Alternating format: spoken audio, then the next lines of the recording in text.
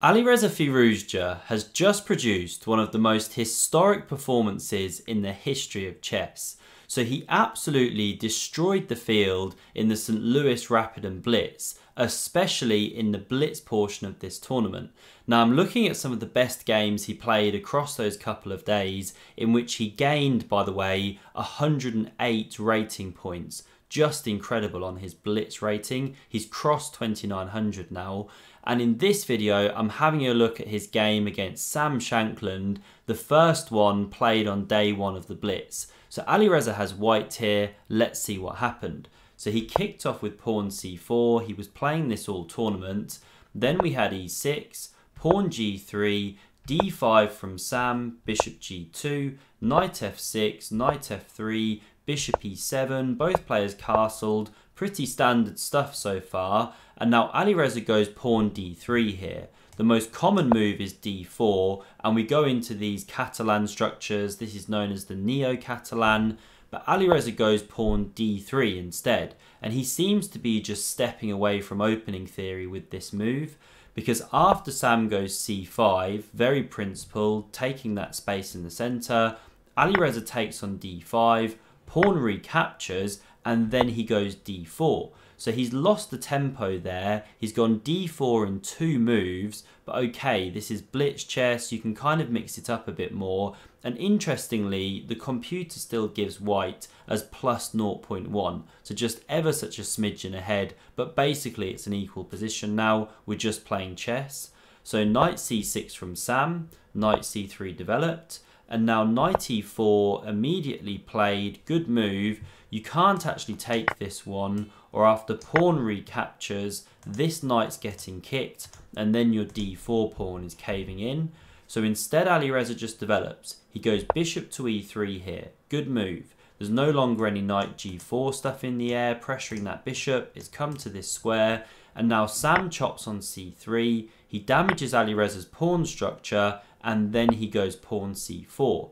Now he's closing the position there, he would argue, because white's got to take some time now to arrange the e4 break. That's the very thematic move for white, but you're going to have to clear the bishop out of the way, probably the knight as well, to then open up this bishop. In the meantime, black gets a grip on the queen side. On a good day, they might be going queen a5, pressure this pawn. Maybe you get your own queen side majority going, that kind of thing. So queen b1 was now played by Alireza, and I really like this move. Just a beautiful activation of the queen. So it comes to this open line, makes it difficult for this bishop to develop, and it looks in this direction here. And Sam already goes a bit wrong here. I mean, this is the thing when you take a player out of his preparation and a weaker player. We know Alireza's the stronger one, and this is what can happen when you're just playing chess. So h6 is actually the best move here. Just give the king some luft. Also take away the g5 square, very useful square for both of these minor pieces in a number of lines, but instead g6 was played. And this now puts 6 pawns on light squares, as we can see, and you create all of these dark squared weaknesses. The computer really hates this move for black. So knight e5 from Alireza, good move. He immediately jumps onto a dark square. Again, you don't want to be taking. You open up too much pressure on this pawn, the rook's coming, etc. So we had bishop d6 played, pressures that knight some more, and now Alireza goes bishop f4, covers the square, and rook b8 was played. So you're preparing to now develop this bishop, the rook covers the pawn, and sometimes black wants to get b5 as well, although first, of course, you have to resolve the tension between these two knights. And now I really like this next move from Alireza. So queen b5. Look at this really nice journey. Whoops. So from d1, it's gone b1, b5. It now probes against this pawn. Already puts an uncomfortable question to black. So the best move here is bishop to e6. Developing that bishop and covering the pawn. But then you have to understand that you can give this c-pawn. This will be why Sam didn't play it. It's a pawn sacrifice. But then you get a ton of play. After bishop takes here, you shatter those pawns. Queen a5 starts pressuring here. Maybe the rook could be invading at the right moment. Really nice initiative for black.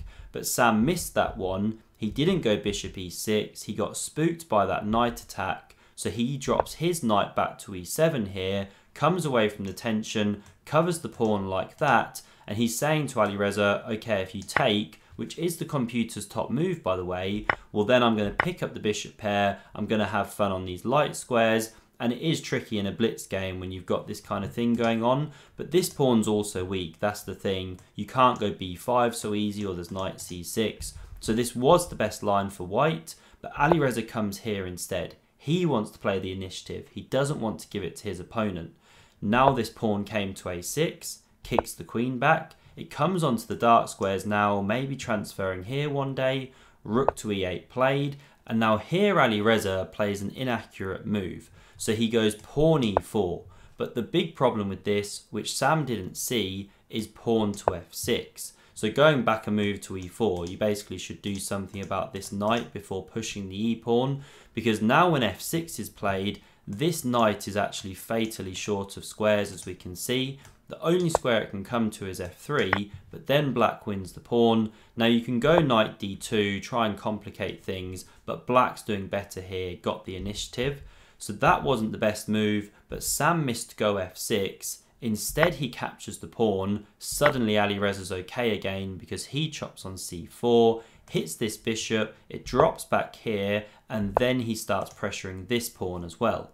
So bishop e6 from Sam. He picks up a tempo on this knight, and now Alireza retreats it to here, looks a bit miserable. I suspect he didn't want to come to e3, because then you block the retreat square of this bishop, and you also allow black to start trading pieces. So after knight f5, these would come off, you can cement the pawn here, and again, black's just starting to find their way in the position.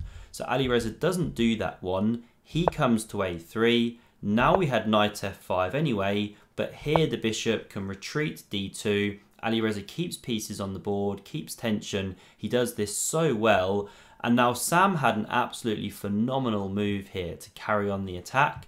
So he goes knight d6 to cover this pawn, but he could have gone knight to h4. I mean, what a move. You hit this bishop, of course, and if you take that one, well, the queen comes in, and how are you actually stopping this check? The thing is, though, it's not checkmate because of this bishop here.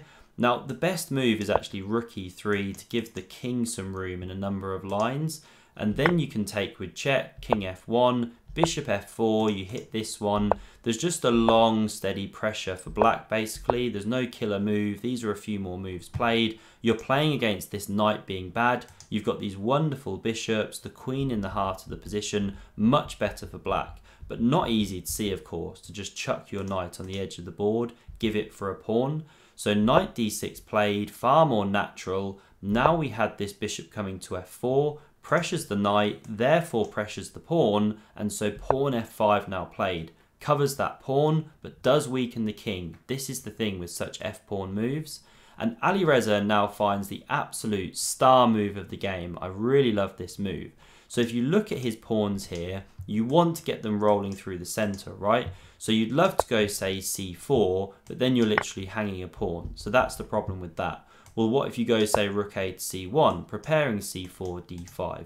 Well, then b5 can come, clamps on that stuff. So what does Alireza do? Well, I won't prepare all of that stuff. I'll just push d5 immediately. So you give an entire pawn, which wasn't taken, but if black takes it, then bang, the rook hits the d file, and you've got an absolute ton of pressure, all of these minors lined up against the queen. Now the computer gives this as a level position. Once the bishop goes, then you can start doing queen b4, knight c4, all of these tactical things, and black should be able to hold on. But it's very, very scary in a blitz game. Alireza's judgment was absolutely correct, and here already Sam goes wrong. You should technically drop back here to cover the d file, but it's such a hard move to make, to come off the diagonal towards your king. So the bishop goes to f7, and now pawn c4. Alireza gets those ones rolling.